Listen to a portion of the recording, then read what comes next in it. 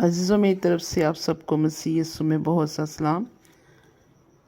تمام دنیا میں دو طرح کے چرچ ہوتے ہیں۔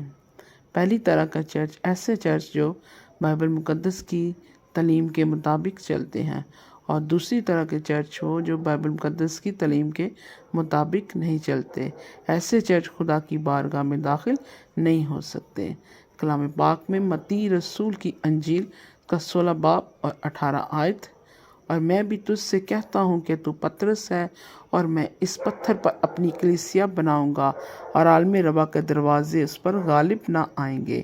یسوع نے کہا، میں اپنی کلیسیا بناؤں گا۔ چرچ میں خدا کے خادم اور خادمائیں خدمت کرتی ہیں، اور ایک ہی چرچ ہے، ایک ہی مسیح ہے۔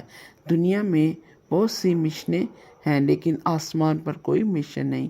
یہ صرف زمین پر بنائی گئی ہیں، کیونکہ بعض اوقات لوگوں کو سمجھانے کے لیے نام دینے پڑتے ہیں، لیکن حقیقت میں ایک ہی چرچ ہے۔ کچھ لوگ ظاہری طور پر خداوند کی خدمت کر رہے ہیں، کچھ لوگ انڈر گراؤنڈ خدا کا کام کر رہے ہیں۔ خدا انہیں اپنی خدمت کے لیے بہت زیادہ استعمال کر رہے ہیں، کیونکہ کچھ ایسے ممالک ہیں جہاں پابندی ہونے کی وجہ سے وہ چھپ کر خداوند کی خدمت کو سر انجام دے رہے ہیں۔ تمام ایماندار مل کر ایک کلیسیا بنتی ہے جسے خداوند بناتا ہے۔ مکاشفہ پہلا باب اس کی 20 آیت: یعنی ان 7 چراغدانوں کا بھید جنہیں تو نے میرے دائنے ہاتھ میں دیکھا تھا، اور ان سونے کے 7 چراغدانوں کا وہ 7 ستارے تو 7 کلیسیوں کے فرشتے ہیں، اور وہ 7 چراغدان کلیسیائیں ہیں۔ کلیسیا یعنی یسوع کا بدن، ایک ہی دلہا، ایک ہی دلہن۔ جیسے کہ مکاشفے کی اس آیت میں کلیسیوں کا ذکر ہے، جسے ہم دیکھتے ہیں کہ ایک چرچ دوسرے چرچ کے ساتھ مل کر خدمت کرتا ہے، اور اس طرح بے شمار چرچ دنیا میں بن گئے۔ چراغدان یعنی جس پر چراغ رکھا جاتا ہے۔ اس طرح یسوع آپ کو کسی نہ کسی چرچ کا ممبر رکھنا چاہتا ہے۔ اس طرح آپ چراغوں کی طرح نظر آتے ہیں۔ کلیسیا کو ایسے چراغ ہونا چاہیے جس میں روشنی یعنی روح پاک اور خدا کے لوگوں کے ساتھ رفاقت رکھیں۔ پھر آپ خداوند کے کلام کو سیکھیں گے اور خداوند میں بڑھیں گے۔ ہر وہ شخص جو مسیح کو قبول کرتا ہے وہ مسیح کا خادم ہے۔ خادم کا مطلب ہے خدمت کرنے والا، جنہوں نے توبہ کی ہے، بپتسمہ لیا ہے اور خداوند کی پاک روح کو پا لیا ہے۔ پاک روح تو ایک ہے، لیکن اس خدمتیں طرح طرح کی ہیں۔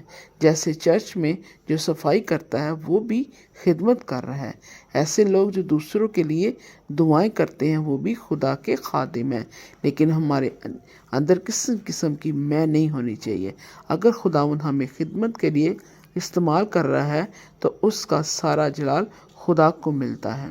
خدا کی عزت کرنا، لیکن کچھ خدا کے خلاف بولتے ہیں۔ ملاکی نبی کی کتاب اس کا پہلا باب 6 آیت: اے میرے نام کی تحقیر کرنے والے کاہنوں، بیٹا اپنے باپ کی، نوکر اپنے آقا کی تعظیم کرتا ہے۔ بس اگر میں باپ ہوں تو میری عزت کہاں ہے؟ اور اگر میں آقا ہوں تو میرا خوف کہاں ہے؟ پر تم کہتے ہو ہم نے کس بات میں تیری توہین کی؟ اسی میں جو کہتے ہو کہ خداوند کی میز حقیر ہے۔ تم میرے مذبح پر ناپاک روٹی گزراتے ہو، اور کہتے ہو کہ ہم نے کس بات میں تیری توہین کی؟ اگر ہم خوشی سے نہیں بلکہ بدنیتی سے خداوند کے حضور ہدیہ لاتے ہیں، یا کسی لالچ سے اس کی خدمت کرتے ہیں کہ چرچ لا کے ہم روپے پیسہ کما لیں گے، اور اگر ہمیں پر کوئی مصیبت آ جائے تو خداوند کے خلاف چلتے ہیں۔ کلام پاک میں لازر کا ذکر ہے جو ساری عمر بیمار اور غریب رہا، لیکن آسمان پر اسے بڑا اجر ملا۔ ایسے بھی لوگ ہیں جنہیں طرح طرح کے مسائل زندگی میں پیش آتے ہیں، لیکن وہ ہر حال میں خداوند کا شکر ادا کرتے رہتے ہیں۔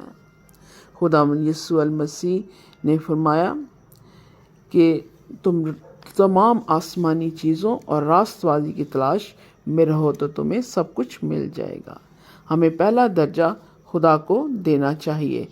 اس کے کلام کی تعظیم، اس کے کلام پر عمل کر کے یہ سب کچھ ہم حاصل کر سکتے ہیں۔ خداوند چاہتا ہے کہ انسان اس سے تمام رشتوں سے زیادہ پیار کرے اور پہلا درجہ دے، کیونکہ اسی میں خداوند کی خوشنودی ہے۔ ہاللویہ۔ جب ہم خدا کی عزت کرتے ہیں تو خدا بھی ہمیں عزت دیتا ہے اور اس کا اجر ہمیں آسمان پر ضرور ملے گا۔ توبہ کرنے کے بعد بھی ہم سے گناہ ہو جاتے ہیں، ہمیں ہر روز پاک ہونے کی ضرورت ہے۔ یسوع کے نام سے، اس کے لہو سے اور اس کے پاک روح کے وسیلے سے ہم پاک ہو سکتے ہیں اور راست باز ٹھہرتے ہیں۔ خداوند کے زندہ پاک کلام کے وسیلے سے خدا آپ سب کو بڑی برکت دے۔ آمین۔